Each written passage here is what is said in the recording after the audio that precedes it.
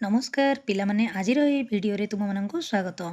ତୁମମାନଙ୍କର ନୂଆ ସିଲାବସ୍ ଅନୁସାରେ ଆସିଥିବା ଷଷ୍ଠ ଶ୍ରେଣୀ ସାହିତ୍ୟ ବହିର ନାମ ହେଲା ସାହିତ୍ୟ ସୁଧା। ସେହି ବହିର ଫାର୍ଷ୍ଟ ଚାପ୍ଟର ରହିଛି ଜନ୍ମଭୂମି। ସେହି ପଦ୍ୟଟିକୁ ଆମେ ସ୍ୱର ସହିତ ପୂର୍ବ ଭିଡ଼ିଓରେ ଆବୃତ୍ତି କରି ନେଇଥିଲେ। ଏବେ ଚାଲ ପିଲାମାନେ ତାର ଭାବାର୍ଥକୁ ଭଲ ଭାବରେ ବୁଝିବା ଏବଂ କଠିନ ଶବ୍ଦର ଅର୍ଥକୁ ମଧ୍ୟ ଆମେ ଲେଖିନେବା। ଏହାକୁ ବୁଝେଇବା ସମୟରେ ମୁଁ ତୁମମାନଙ୍କୁ ପ୍ରତି ଶବ୍ଦ କାହାର କାହାର ବିପରୀତ ଶବ୍ଦ ମଧ୍ୟ କହିଦେବି। ତ ପଦ୍ୟଟିକୁ ପିଲାମାନେ ଆମେ ପଢ଼ିବା ଆଗରୁ ଆମେ କ'ଣ କରିବା, ଚାଲ ତାର କବି ପରିଚୟକୁ ଜାଣିନେବା। ଜନ୍ମଭୂମି କବିତାର କବି ହେଉଛନ୍ତି ଭକ୍ତ କବି ମଧୁସୂଦନ ରାଓ। ସେ 1835 ସେଟା ଲେଖା ହେଇଛି ପିଲାମାନେ, ଏଇଟା 1835 ହେବନି, 1853 ହେବ। ତୁମେମାନେ ଗୁଗୁଲରେ କାଢ଼ି ମଧ୍ୟ ଦେଖିପାରିବ, ଅନ୍ୟ ବହିରୁ ମଧ୍ୟ ଦେଖିକି ଲେଖିପାରିବ। ତାଙ୍କର ଜନ୍ମଟା ସେଟା 1853 ମସିହାରେ ମଧୁସୂଦନ ରାଓ ଜନ୍ମଗ୍ରହଣ କରିଥିଲେ ଓ 1912 ମସିହାରେ ସେ ମୃତ୍ୟୁବରଣ କରିଥିଲେ। ଭକ୍ତକବି ମଧୁସୂଦନ ରାଓ ପୁଣ୍ୟଧାମ ପୁରୀ ସହରରେ ଜନ୍ମଗ୍ରହଣ କରିଥିଲେ। ସେ କେଉଁଠାରେ ଜନ୍ମ ହୋଇଥିଲେ ପିଲାମାନେ? ପୁରୀରେ ଜନ୍ମଗ୍ରହଣ କରିଥିଲେ। ତାଙ୍କୁ ଉପାଧି ମିଳିଥିଲା ଭକ୍ତ କବି।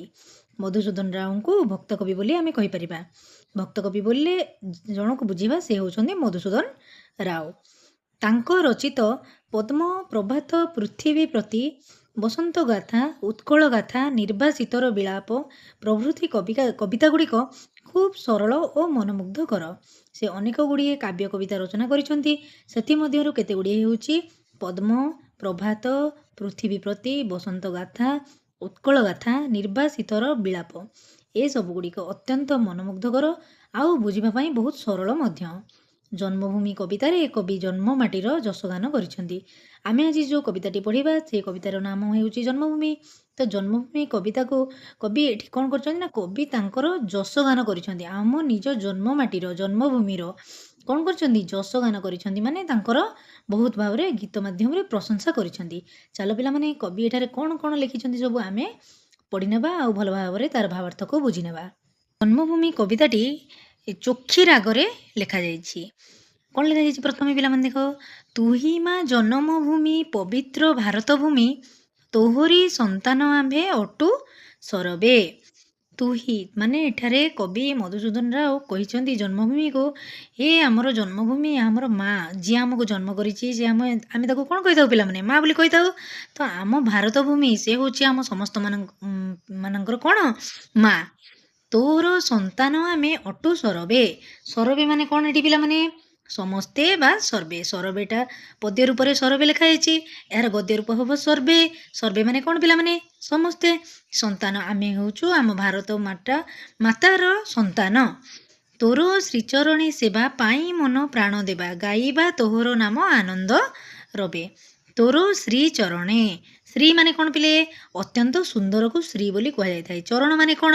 ତୁମେମାନେ ଖାତା କଲମ ଧରି ବସିଥିବ ଯଦି ପିଲାମାନେ ଶବ୍ଦର ଅର୍ଥ ଗୁଡ଼ିକୁ ଲେଖି ନେଉଥାଉ। ଚରଣ ମାନେ ହେଲା କ'ଣ? ପାଦ। ତ ତାର ଚରଣକୁ ସେବା କରିବା, କାହାର ନା? ଆମ ଜନ୍ମଭୂମିର, ଆମ ମାଟି ମାର। ତାର ଚରଣ ସେବା କରିବା ଆଉ ମନ ପ୍ରାଣ ଦେବା, ସେଥିପାଇଁ ମନ ପ୍ରାଣ ଦେବା। ଗାଇବା ତାହାର ନାମ ଆନନ୍ଦ ରବେ। ରବେ ମାନେ କ'ଣ ପିଲେ? କଣ୍ଠ, ସୁନ୍ଦର କଣ୍ଠରେ ଆନନ୍ଦ ରବେ, ଖୁସି ହୋଇ ସୁନ୍ଦର କଣ୍ଠରେ ତାର ଜୟଗାନ କରିବା। ତୋ ଆନନ୍ଦେ ହୋଇବା ସୁଖୀ, କାନ୍ଦିବା ଦୁଃଖରେ ତୋର ହୋଇଣ ଦୁଃଖୀ। ପିଲାମାନେ ତାର ଆନନ୍ଦରେ ମାନେ ଆମ ମାଟି ମାର, ଆମ ଜନ୍ମଭୂମିର ଆନନ୍ଦରେ, ତାର ଖୁସିରେ ଆମେ ଖୁସି ହେବା, ତାର ଦୁଃଖରେ ଆମେ ଦୁଃଖୀ ହେବା। ପିଲାମାନେ ଜନ୍ମଭୂମିକୁ, ଆମର ମାଟି ମାକୁ ଆମ ନିଜର ମା ସହିତ, ଯିଏ ଆମକୁ ଜନ୍ମ କରିଛନ୍ତି ତାଙ୍କ ସହିତ ତୁଳନା କର, ଯେ ତୁମକୁ ବୁଝିବା ପାଇଁ ସହଜ ଆଉ ସରଳ ହେଇପାରିବ। ଯେମିତି ଆମ ମାଆର ଖୁସିରେ ଆମେ ଖୁସି ହେଉଛେ, ମାଆର ଦୁଃଖରେ ଦୁଃଖ ହେଉଛେ, ସେମିତି ଆମ ଜନ୍ମଭୂମିର, ଆମ ମାଟି ମାଆର ସୁଖରେ ଆମେ ସୁଖୀ ହେବା, ତାର ଦୁଃଖରେ ଆମେ ଦୁଃଖୀ ହେବା। ଧନ୍ୟ ମହିମା ତୋହର ନାହିଁ ତାର ପଟାନ୍ତର, ମସ୍ତକରେ ହିମାଳୟ ପର୍ବତ ବର। ପିଲାମାନେ ତାର ମହିମାକୁ କବି ଧନ୍ୟ ଧନ୍ୟ କରିଛନ୍ତି, ଯେ ତୋ ମହିମାର କୌଣସି ପ୍ରକାରର ପଟାନ୍ତର ନାହିଁ। ଅର୍ଥାତ୍ ପଟାନ୍ତର ମାନେ କ'ଣ ପିଲେ? ଲେଖିନିଅ, ସୀମା ବା କଳନା। କୌଣସି ପ୍ରକାରର କଳନା ନାହିଁ ତୋର ମହିମାର। କ'ଣ କ'ଣ ତାର ମହିମା ରହିଛି ଦେଖିବା। ମସ୍ତକରେ ହିମାଳୟ ପର୍ବତ ବର। ପିଲାମାନେ ତମେ ମାନଚିତ୍ର ଦେଖିଥିବ, ଆମ ଭାରତ ମାନଚିତ୍ରର ଉପର ଭାଗରେ କ'ଣ ରହିଛି ପିଲେ? ତାର ମସ୍ତକ, ଯେଉଁଟା ତାର ମୁଣ୍ଡ ଆମେ କହିଥାଉ। ମସ୍ତକ ମାନେ କ'ଣ? ମୁଣ୍ଡ। ତ ଆମ ଭାରତ ମାନଚିତ୍ରର ଉପର ଭାଗରେ କ'ଣ ରହିଛି? ହିମାଳୟ ପର୍ବତ ରହିଛି। ଦୁଇ ପାରୁଷେ ଜଳଧି ବ୍ରହ୍ମପୁତ୍ର ସିନ୍ଧୁ ନଦୀ। ଆଉ କ'ଣ ରହିଛି ପିଲେ? ଆମ ଭାରତର ପୂର୍ବ ଉପରେ ତ ଆମର ହିମାଳୟ ପର୍ବତ ରହିଗଲା, ତାର ପୂର୍ବ ଦିଗରେ କ'ଣ ରହିଛି? ବଙ୍ଗୋପସାଗର ରହିଛି। ପଶ୍ଚିମ ଦିଗରେ କ'ଣ ରହିଛି ପିଲେ? ପଶ୍ଚିମରେ ରହିଛି କ'ଣ ନା ଆରବ ସାଗର ରହିଛି। ଗୋଟେ ପଟେ ବଙ୍ଗୋପସାଗର ରହିଲା, ଗୋଟେ ପଟେ ଆରବ ସାଗର ରହିଲା। ଉପରେ କ'ଣ ରହିଲା ପିଲାମାନେ? ଯେଉଁଟାକି ଉତ୍ତର ଦିଗ, ସେଠି ଆମର ରହିଲା ତାର ମସ୍ତକରେ ହିମାଳୟ ପର୍ବତ ଶୋଭା ପାଇଲା। ଚରଣରେ ବିରାଜିତ ମହାସାଗର। ପିଲାମାନେ ଖାଲି କ'ଣ ଦୁଇ ପାର୍ଶ୍ୱରେ ଅଛି କି? ତାର ଚରଣ, ଚରଣ ମାନେ ତାର ପାଦ, ଯେଉଁଟାକି ତାର ଉତ୍ତର ଦକ୍ଷିଣ ଭାଗ, ଯେଉଁଟାକି ତାର ତଳ ପାର୍ଶ୍ୱ, ସେଠି ମଧ୍ୟ ଭାରତ ମହାସାଗର ରହିଛି। ତାହେଲେ ତାର ଚାରିପାର୍ଶ୍ୱରେ ଜଳଧି ରହିଗଲା। କ'ଣ କ'ଣ ଜଳଧି ଅର୍ଥାତ୍ ଆମର କ'ଣ? ସାଗର, ସମୁଦ୍ର, ପାରାବାର, ସିନ୍ଧୁ, ଜଳଧି। ଜଳଧି ଅର୍ଥାତ୍ ସମୁଦ୍ର, ଯେଉଁଟାକି ତାର ପ୍ରତିଶବ୍ଦ ଏଠାରେ ଲେଖା ହେଇଛି। ଅନେକ ଗୁଡ଼ିଏ ପ୍ରତିଶବ୍ଦ ଆହୁରି ହେଲା ମଧ୍ୟ ପିଲାମାନେ, ସାଗର ହେବ, ସମୁଦ୍ରର ହେବ, ପାରାବାର ଆଉ ସିନ୍ଧୁ ମଧ୍ୟ ଲେଖିପାରିବ। ତ ତାର ଦୁଇ ପାର୍ଶ୍ୱରେ ଗୋଟେ ପୂର୍ବ ଦିଗରେ ରହିଲା ବଙ୍ଗୋପସାଗର, ପଶ୍ଚିମ ଦିଗରେ ରହିଲା ଆରବ ସାଗର, ତାର ଚରଣ ଦେଉଛି ଭାରତ ମହାସାଗର। ଆଉ ମଧ୍ୟ ଆମ ଭାରତ ଭିତରେ ବ୍ରହ୍ମପୁତ୍ର ଆଉ ସିନ୍ଧୁ ନଦୀ ମଧ୍ୟ ବହି ଯାଇଅଛି। ବିନ୍ଧ୍ୟଗିରିବର କଟିରେ। ପିଲେ କଟି ମାନେ କ'ଣ ରେ? କଟି ମାନେ ହେଉଛି ଅଣ୍ଟା। ଆଉ ତାର ଅଣ୍ଟା ଦେଶରେ ମାନେ ଭାରତ ମାତାର ଅଣ୍ଟା ଭାଗରେ ବିନ୍ଧ୍ୟ ପର୍ବତ ଶୋଭା ପାଉଛି। ଗଙ୍ଗା ଆଦି କେତେ ନଦୀ ଶୋଭେ ଶରୀରେ। ଆଉ ମଧ୍ୟ ଯେମିତି ବ୍ରହ୍ମପୁତ୍ର ନଦୀ ରହିଛି, ସିନ୍ଧୁ ନଦୀ ରହିଛି, ସେଇଭଳି ଭାବରେ ଗଙ୍ଗା ନଦୀ, ତା ସହିତ ନର୍ମଦା, କାବେରୀ, ଗୋଦାବରୀ ନଦୀ ମଧ୍ୟ ଆମ ଭାରତ ମଧ୍ୟରେ ପ୍ରବାହିତ ହେଉଅଛି। ଆମ ଭାରତ ମାତାର ଚରଣ କମଳକୁ କ'ଣ କରୁଛି? ସ୍ପର୍ଶ କରି ବୋହି ଯାଉଅଛି, ତାର ଚରଣକୁ ମଧ୍ୟ ଧୋଇ ଦେଉଛନ୍ତି ଏଇ ନଦୀ ଆଉ ସାଗର ଗୁଡ଼ିକ। ଜନମିଲେ ତୋ କୋଳରେ କେତେ ସୁର ବୀର ନରେ, ରାମଚନ୍ଦ୍ର, ଭୀଷ୍ମ, ଦ୍ରୋଣ, କର୍ଣ୍ଣ, ଅର୍ଜୁନ। ତୋ କୋଳରେ କେତେ କେତେ ସୁର। ସୁର ମାନେ କ'ଣ ପିଲା ଜାଣିଛ? ସୁର ମାନେ ହେଉଛନ୍ତି ଦେବତା। ଦେବତାମାନଙ୍କୁ ଏଠି ସୁର ବୋଲି କୁହାଯାଇଛି। ବୀର ମାନେ ମହାପୁରୁଷମାନଙ୍କୁ ବୀର ସହିତ ତୁଳନା କରାଯାଇଛି। ଯେଉଁମାନେ କିଛି ଦେଶ ପାଇଁ ଭଲ କାମ କରିଛନ୍ତି, ନିଜର ଜୀବନ ଦେଇ, ସେମାନଙ୍କୁ ବୀର ବୋଲି କୁହାଯାଇଥାଏ। ନର ଅର୍ଥାତ୍ ଲୋକମାନେ। କେତେ ଦେବତା, କେତେ ମହାପୁରୁଷ ଆଉ ସାଧାରଣ ଲୋକ ସବୁ ତୋରି କୋଳରେ ଜନ୍ମଗ୍ରହଣ କରିଛନ୍ତି। କିଏ କିଏ ସେମାନେ? ରାମଚନ୍ଦ୍ର, ଭୀଷ୍ମ, ଦ୍ରୋଣ, କର୍ଣ୍ଣ, ଅର୍ଜୁନ।